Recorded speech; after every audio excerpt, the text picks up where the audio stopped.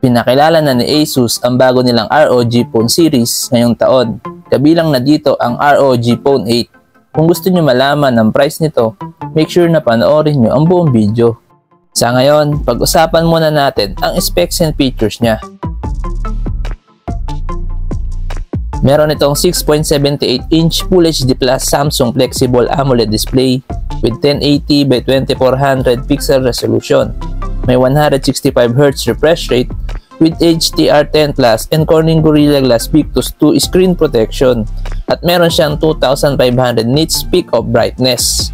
Ang ROG Phone 8 ay may operating system na Android 14 with ROG UI at meron siyang Qualcomm Snapdragon 8 Gen 3 4nm chipset na may Adreno 750 na GPU.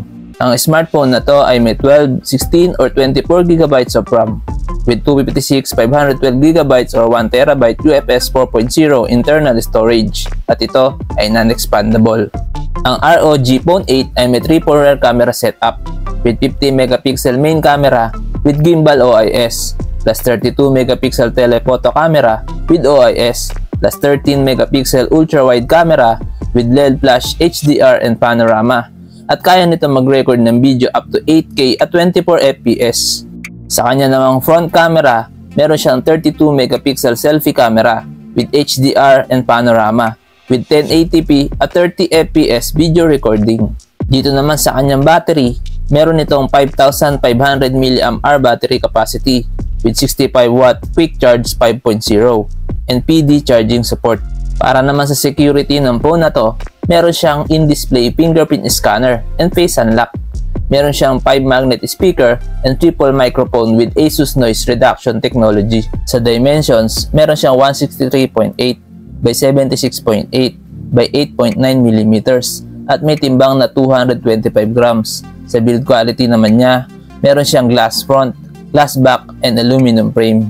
With IP68 water and dust resistance, meron din siyang gaming triggers o yung tinatawag na pressure sensitive zones at ito ay may dual SIM.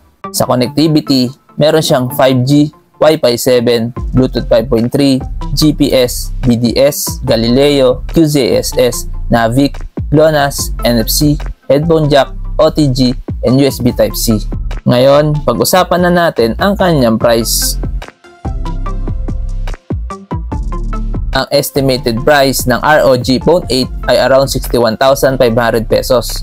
Ito ay price conversion lamang at pwede pa magbago kung sakali magiging available ito sa Philippines. At kung nagustuhan nyo ang bidyong ito, huwag nyo kalimutan mag-subscribe, like at i-click ang notification bell. Maraming salamat! Peace!